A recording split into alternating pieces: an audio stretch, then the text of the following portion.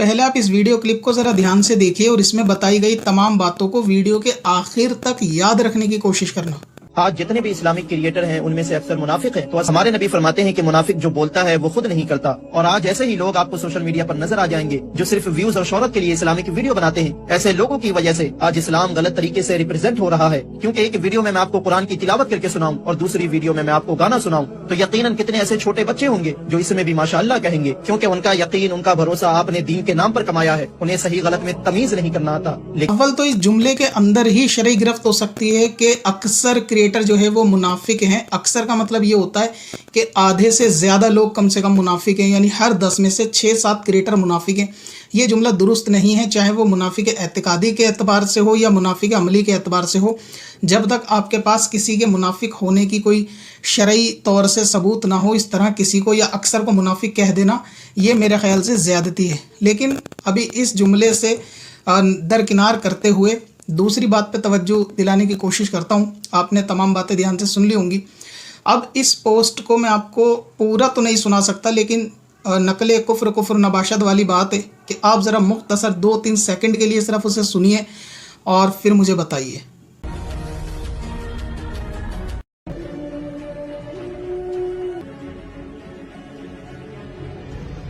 तो उम्मीद है आपने इसको सुना होगा और सुन के आपको चंद लम्हों में ये एहसास हो गया होगा कि पोस्ट के अंदर म्यूज़िक मौजूद है। म्यूज़िक के हराम होने में किसी का कोई इख्तलाफ नहीं है, बल्कि म्यूज़िक वाली कव्वाली को भी आला हज़रत अज़ीमुल बरकत ने जो है वो दलाइल के साथ हराम साबित किया है।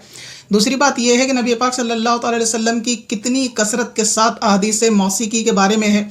फरमाया कि मैं मौसीकी के आलात जो यानी म्यूज़िकल इंस्ट्रूमेंट है, मैं उसको तोड़ने के लिए आया हूँ। अल्लाह तबारक व तआला ने मुझे उसको तोड़ने के लिए भेजा है। इसी तरीके से क़यामत के आने वाले वक्त में म्यूज़िक का हलाल होना, जायज़ होना और इसकी कसरत हो जाने वाली बातें भी रिवायतों के अंदर होती है। यहाँ तक कि शराब का भी जायज़ होना, नाम बदल के लोग उसको पिएंगे, इस तरीके का मामला। और नबी पाक ने फरमाया कि म्यूज़िक भी आम हो जाएगा क़यामत से पहले। ये रिवायतों के कुछ खुलासे हैं, यानी म्यूज़िक का हराम होना ये बच्चा भी जानता है, लेकिन इस्लामिक हलाल और व्लॉगर कहलाने वाले लोग अपने पोस्ट के ऊपर म्यूज़िक के साथ पोस्ट लगाते हैं। अब ये जो म्यूज़िक बीट ली गई है, इसको हलाल म्यूज़िक का टैग देते हैं जिन लोगों के भी ये चैनल है। तो क्या कोई हलाल म्यूज़िक का टैग लगाने से इंस्ट्रूमेंट म्यूज़िक के ही इस्तेमाल करके बहुत सॉफ्ट म्यूज़िक अगर बनाया गया हो, क्या उसकी गुंजाइश हो सकती है?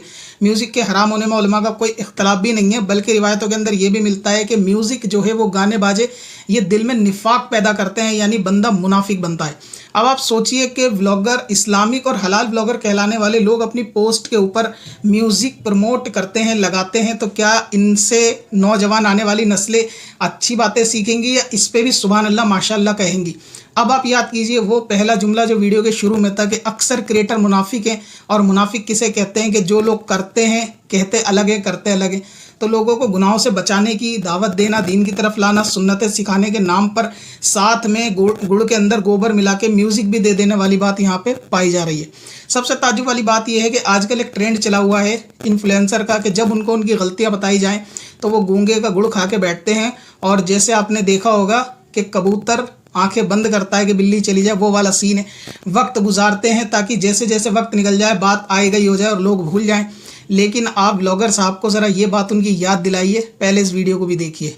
हाँ, जहाँ मुझसे खता होगी वहाँ मैं बार बार अल्लाह की बारगाह में तौबा करता रहूँगा। इसे कहते हैं कथनी और करनी के अंदर फ़र्क, यानी जो शुरू में बयान हुआ कि मुनाफिक वो होता है जो कहता कुछ है और करता कुछ है।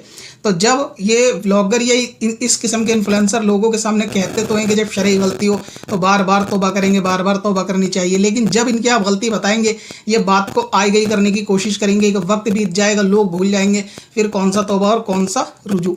अभी भी बहुत सारे सर पे पेंडिंग मसाइल है, लेकिन मेरा फोकस आवाम पर ज़्यादा है कि आप लोग गलत और सही मसले के अंदर फ़र्क करें और ये जाने कि हलाल ब्लॉगिंग के नाम पे कुछ भी परोसा जाता है वो हलाल ब्लॉगिंग नहीं, सिर्फ एंटरटेनमेंट है। आपको इस किस्म के सोशल मीडिया पे जो ब्लॉगर दिखते हैं उनसे आपको दीन का कुछ भी सीखने को नहीं मिलता, और बल्कि बाज़ गलत मसाइल को भी आप सही समझ लेते होंगे। तो उम्मीद है कि आप लोगों को समझ आया होगा कि पोस्ट के अंदर भी म्यूज़िक लगाना ये हराम है। और आप जिस मस्जिद में नमाज़ पढ़ते हैं वहाँ के इमाम साहब से जाके ये मसला पूछना कि अगर कोई शख्स म्यूज़िक लगा के तमाम लोगों को सुनाए तो वो गुनाह जारिया होगा या नहीं, और उसे डिलीट करके तौबा रुजू बनता है या नहीं। और आप देखेंगे इसके अंदर भी वही लोगों का मामला इन्फ्लुएंसर का होता है, गूंगे के गुड़ खा के बैठने वाला, कि खामोशी इख्तियार करके बात को आया गया किया जाएगा। लेकिन कम से कम आवाम इससे आगाह हो जाएगी कि इस किस्म के पोस्ट लोग लगाना न सीखें, क्योंकि बहुत सारे लोगों का दावा है कि लोगों ने हमें देख के व्लॉगिंग सीखी है। वाकई में लोगों ने व्लॉगिंग भी सीखी, साथ में कुछ खुराफातें भी सीखी। मिसाल के तौर पे शो ऑफ करना, बॉलीवुड ट्रेंड को फॉलो करना, और तो और सलाम के अंदर भी पहल ना करने जैसी बिदत ब्लॉगर साहब ने इजाद की है। यानी शुरुआत जो होती है वो हुक लाइन से होती है, सलाम बीच में लाया जाता है, जिसको हमने ऑलरेडी बायकाट कर रखा है उस दलील को, यानी उस दलील के अगेंस्ट में वीडियो बना रखी है। तो सलाम के अंदर भी यही सुन्नत है कि ऑनलाइन हो या ऑफलाइन, पहले सलाम बाद में कलाम होना चाहिए। लेकिन ये भी नया ट्रेंड है, आप अक्सर ब्लॉगर को देखोगे कि पहले हुक लाइन बोलते हैं बाद में सलाम। हुक लाइन सलाम के साथ बोली जा सकती है, लेकिन एक अना का मसला है कि उसको फॉलो नहीं किया जाता। और साथ में अब ये म्यूज़िक ट्रेंड के लोग देखेंगे, हलाल बीट हलाल म्यूज़िक के नाम पे पोस्ट के ऊपर जो है वो म्यूज़िक चला के लोगों को सुनाया बताया जा रहा है। अब आप इसके अंदर टैग कर दीजिए, ब्लॉगर साहब को याद दिला दीजिए कि बार बार गलती होगी तो हम बार बार तौबा करेंगे। आपका ये जुमला ईमानदारी के साथ था या निफाक के साथ था, और आप इस जुमले के तहत मुनाफिक तो नहीं हो रहे कहीं कि कहना कुछ और है और करना कुछ और है।